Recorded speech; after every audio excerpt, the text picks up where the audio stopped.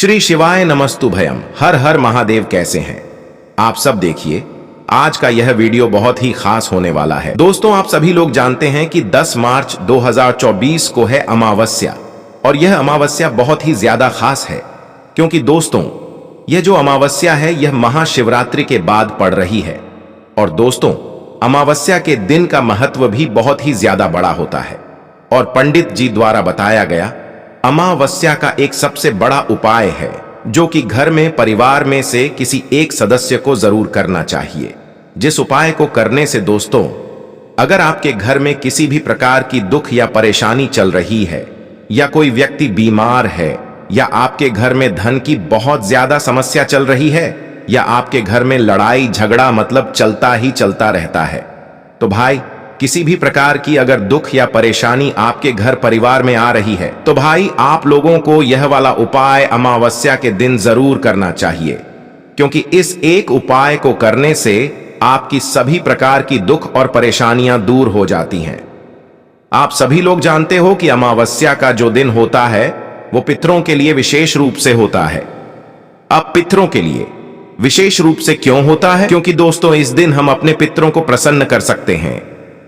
कई बार हमारे घर में दुख और परेशानी के लिए हम सभी उपाय करके देख लेते हैं, पर उसका सबसे बड़ा कारण यह होता है कि हमारे घर में हमारे जो पितृ होते हैं वह हमसे नाराज रहते हैं और हम उनको प्रसन्न नहीं कर पाते हैं।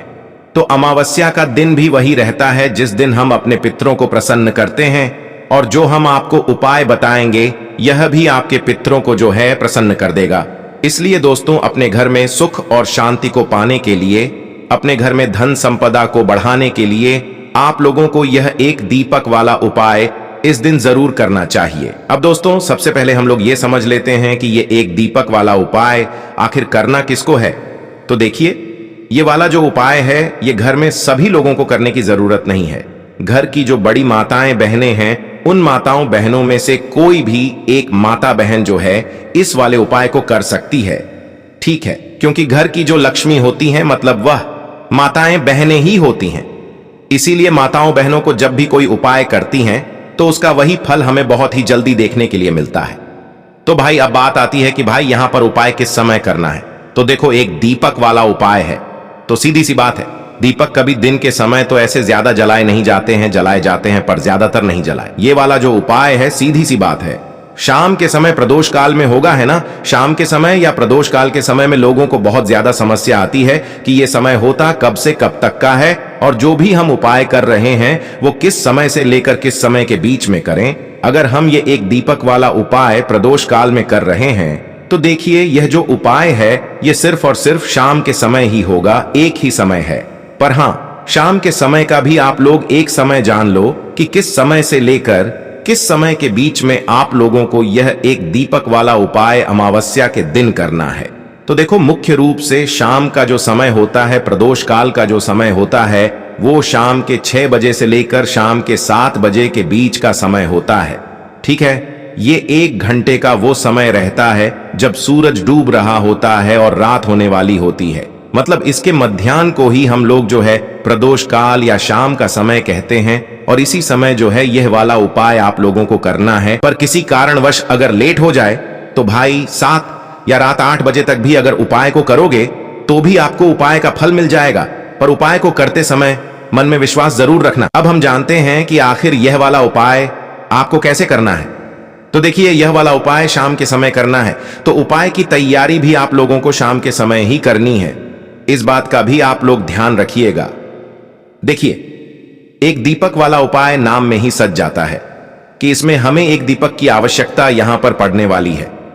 ठीक है, तो देखो, एक दीपक जो आप लोग ले रहे हो वो मुख्य रूप से आप लोग हो सके तो नया मिट्टी का दीपक ले लेना। क्या, कौन सा ले लेना? नया मिट्टी का दीपक ले लेना।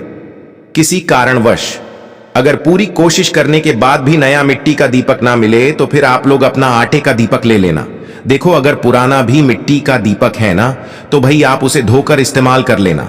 वैसे करते नहीं है, पर आप चाहो, आपकी मतलब मन में मंशा है कि भाई हमें तो मिट्टी का ही दीपक लेना है, तो उस जगह पर आप लोग अपने पुराने मिट्टी को धोकर थोड़ा इस्तेमाल कर सकते हो, है ना। पर कोशिश आपकी यही होनी चाहिए कि नया मिट्टी का दीपक मिल जाए। और अगर पुराना भी नहीं है तो फिर आप एक आटे का मीडियम साइज का दीपक तैयार कर लो। जो आटा आप लोग इस दीपक को बनाने के लिए गोगे, उस आटे के अंदर आप ना नमक ना कुछ चीज नहीं डालोगे। मात्र सादा आटा लेकर उसके अंदर पानी डालकर उसको गूंद लोगे और उस आटे से एक मीडियम साइज का दीपक बना लोगे। मीडियम साइज कहने का मतलब है कि वह दीपक ना ज्यादा बड़ा हो ना ज्यादा छोटा हो। मीडियम साइज का दीपक आप लोगों को बनाकर तैयार कर लेना है ना। देखो दोस्तों, दीपक तो हमने यहां पर बनाकर तैयार कर लिया। अब सबसे बड़ी और महत्वपूर्ण चीज आती है कि इसके अंदर हम बत्ती कौन सी लगाएंगे। देखो, यहां पर बहुत सारे लोग गलती कर जाते हैं। वो सोचते हैं कि भाई जो हमारे पितृ हैं उनके लिए हम गोल बत्ती लगाएंगे, पर नहीं दोस्तों, हमेशा पितरों के लिए विशेष रूप से लंबी बत्ती लगाई जाती है। कौन सी बत्ती लगाई जाती है? लंबी बत्ती। ध्यान रखना, इस चीज को हमेशा ध्यान रखना। जब भी आप कोई दीपक लगा रहे हो, वो आपके पितरों के लिए लगा रहे हो, तो समझना कि उसमें हमेशा लंबी बत्ती रखेगी। अगर गोल बत्ती रख रहे हो तो वो दीपक आपके पितरों को लगेगा ही नहीं है ना। तो इसीलिए इस दीपक के लिए हम एक लंबी बत्ती तैयार करेंगे। जो लंबी बत्ती आप तैयार करोगे, वो कोशिश करना आपके घर में जो रोई रखी हुई हो, उस रोई से जो है आप अपने हाथों से लंबी पत्ती बनाओ। बाजार की बनी हुई भी ले सकते हो, पर कोशिश करो कि अपने हाथों से ही उपाय करो। पूर्ण रूप से है ना, तो अपने हाथों से बनी हुई एक बत्ती उस दीपक के अंदर रख देना है ना। अब रखने के बाद इसके अंदर क्या चीज डालोगे जिससे यह दीपक जलेगा? तो देखो, मुख्य रूप से शुद्ध देसी गाय का घी। देखो, पितरों को प्रसन्न करना है तो भाई शुद्ध देसी गाय का घी ही आप लोगों को डालना पड़ेगा। हम वैसे भी आपसे हमेशा बोलते हैं कि थोड़ा सा शुद्ध देसी गाय का घी अपने घर में हमेशा रखा करो, क्योंकि इस घी को रखने से घर में बरकत आती है, सुख शांति आती है, धन समृद्धि बढ़ती है ना। और यही कि हमें भगवान शिव जी के पूजन कार्यों में भी आ जाता है, साथ ही में उपाय को करने में भी इस्तेमाल में आ जाता है। बस ये बात है कि भाई जो शुद्ध देशिका का घी है वो असली होना चाहिए। थोड़ा सा ढूंढने में आपको मेहनत लगेगी, थोड़ा यह घी महंगा भी मिलेगा, पर दोस्तों यही वाला उपाय आप लोग अपने कामों में, पूजन वाले विशेष कार्यों में जो है आप लोग लिया करो, ठीक है ना। तो इसमें भैंस का घी आप लोग डालना ना, बाजार का मिला बेटी घी डालना, वरना फिर उपाय सही तरीके से काम नहीं करेगा, है ना। तो शुद्ध देसी गाय का घी लेकर आप लोगों को उस दीपक के अंदर डाल देना है। इतना घी डाल देना कि भाई वह दीपक जो है कुछ देर तक जल सके, और लंबी बत्ती ही उसके अंदर रखना है, गोल बत्ती मत रखना। ध्यान से सुन लीजिए आप लोग, है ना। लंबी बत्ती रखकर घी डालकर आप इस दीपक को तैयार कर लीजिएगा। अब शाम का समय जैसे ही होता है, जिस समय आप लोग अपना ये वाला उपाय कर रहे हो भाई, उस समय अपने इस उपाय को करने की पूरी तैयारी करके बैठ जाना। आप ये उपाय 6 से 7 तक के बीच में कर रहे हो, चाहे 7 से 8 के बीच में कर रहे हो, पर कर जरूर लेना है ना। करना क्या है, देखो, इस दीपक को सबसे पहले तो आप लोग तैयार कर लो, ठीक है। कर लिया इसे, एक प्लेट या पूजन वाली थाली या किसी पात्र में रख लो, है ना। तो भाई आप इसे किसी भी पूजने वाली थाली में इस दीपक को अच्छे से तैयार करके रख लो, है ना। रख लिया आप लोगों ने। अब रखने के बाद दोस्तों, हो सके तो यह दीपक हम जहां पर भी रखने वाले हैं वहां पर रखने के लिए कुछ चावल के दाने रख लो, या तो कुछ फूल की पंखुड़ियां रख लो, क्योंकि दीपक सीता हम जमीन पर नहीं रख सकते। पहले वह उस जगह पर हमें या तो कुछ चावल के दाने रखनी चाहिए या कुछ फूल की पंखुड़ियां रखनी चाहिए, है ना।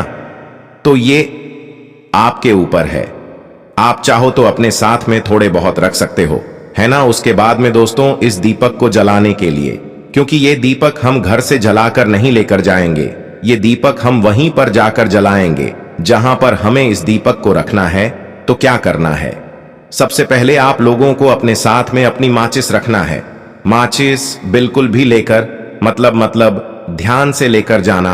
अगर भूल गए माचिस और आपने इस उपाय को करने के लिए किसी और से माचिस ले ली, तो ये समझना कि भाई इस उपाय का फल उस व्यक्ति को भी मिल जाएगा, उस व्यक्ति के घर परिवार को भी मिल जाएगा। तो इसीलिए दोस्तों, अपने घर से अपनी माचिस लेकर जाना, ठीक है। और अगर आपको पुण्य कमाना हो ना, तो मंदिर में जाकर या किसी भी जगह अगर कोई पूजन कर रहा है तो उसे अपनी माचिस दे देना, उसकी पूजन का फल आपको भी मिल जाएगा। क्योंकि ये पुण्य का काम होता है। इसीलिए बस हम आपको बातें बता रहे हैं कि आप अपने घर से अपनी माद से लेकर जाएं, भूल कर ना जाएं। अब दोस्तों, इस दीपक को लेकर जाना कहां है? तो देखो, इस दीपक को मतलब रखने की कुछ जगह है। मतलब ये दीपक रखा आएगा एक ही जगह पर, जो आपके घर में पास, जो आपके घर से पास में पड़े, जो जगह आपको वहां पर रखना है। देखो, सबसे पहली चीज तो मुख्य रूप से आपको इस दीपक को किसी भी पवित्र नदी के पास लेकर जाना है। अगर आपके घर के आसपास कोई भी पवित्र नदी है ना, पवित्र नदी का घाट, क्योंकि इस दीपक को हमें जल के अंदर प्रवाहित नहीं करना है, वहां पर जाकर, घाट पर जाकर जलाना है ना। तो भाई क्या करना है आप लोगों को कि अपने घर के पास में अगर कोई नदी है, पवित्र नदी है या कोई बावड़ी है ना, मतलब कुआं या कोई तालाब है ना, या कोई सरोवर है, तो भाई वहां पर आप लोगों को जाना है। सब जगह पे नहीं जाना है, जो जगह आपके घर से पास में हो, मुख्य रूप से आप नदी, इस पवित्र नदी के पास में जाना है। वो ना हो तो भाई फिर किसी कुएं के पास में जाओ, बावड़ी के पास में जाओ, वो भी ना हो तो फिर किसी तालाब के पास जाओ, वो भी ना हो तो किसी सरोवर के पास जाओ, ठीक है, पर जाना जरूर है। अब जैसे ही आप लोग किसी भी पवित्र नदी के घाट पर पहुंच जाते हो या किसी भी जगह पहुंच जाते हो, जल के अंदर इस दीपक को नहीं जलाना है। उस जगह के पास में एक अच्छा सा घाट देख लेना है, मतलब एक अच्छी सी जगह देख लेना। नदी है तो भाई नदी के पास में एक अच्छी सी जगह देख लेना है। तालाब, सरोवर है, उसके पास में एक अच्छी सी जगह देख लो। कुआं है तो कुएं के पास। तो आपको करना क्या है इस दीपक को उस जगह पर रखना है जहां पर आप लोग जो है मतलब इस दीपक को रखने वाले हो। मतलब अभी सीधा वहां पर मत रखना अपनी जो पूजन वाली थाली, जिसके अंदर आप लोग अपना ये दीपक रख के लाए हुए हो, यहीं की यहीं पहले इस दीपक को जला लो, ठीक है। दीपक जो है वो एक जगह से ही जलेगा, क्योंकि एक बत्ती का दीपक है, तो एक जगह से आप इस दीपक को जला लो अपनी माचिस से। जैसे ही दीपक जल जाता है, इस दीपक को अपने सीधे हाथ के थली से उठा लो। जहां पर रखने वाले उस दीपक को, वहां पर पहले कुछ चावल के दाने या तो कुछ फूल की पंखुड़ियां रख दो, ताकि इस उपाय का फल आप लोगों को पूर्ण रूप से मिल जाए, है ना। तो आपको करना क्या है कि सबसे पहले आप जिस स्थान पर बैठे हो, नदी, बावड़िया, तालाब के घाट पर जहां पर बैठे हुए हो, घाट पर एक अच्छी जगह पर, तो भाई जहां पर आप लोग यह एक अच्छी जगह पर दीपक रखने वाले हो, जहां पर भी बैठे हो, वहां पर आप सबसे पहले दक्षिण दिशा देख लेना। एक इस उपाय को करने का यह भी बहुत विशेष और महत्वपूर्ण बात है कि भाई ये जो दीपक है ये दक्षिण बाती का मुख करके रखा आता है। इसलिए अपने साथ में अपना मोबाइल ले जाना या किसी से पता कर लेना कि दक्षिण दिशा किस तरफ है। आप जहां पर भी बैठे हुए हो उस तरफ दक्षिण दिशा किस तरफ पड़ रही है, ठीक है। या तो अपने मोबाइल में देख लेना कि भाई दक्षिण दिशा इस तरफ पड़ रही है, तो आपको क्या करना है, जो दीपक आपने जलाया है वो दीपक की बत्ती जिस तरफ से जल रही है, भाई वो बत्ती जो है वो दक्षिण दिशा की तरफ होनी चाहिए। मतलब जलती हुई बत्ती का मुख आप लोगों को दक्षिण दिशा की तरफ करके रखना है, इस बात का ध्यान रखना, ठीक है।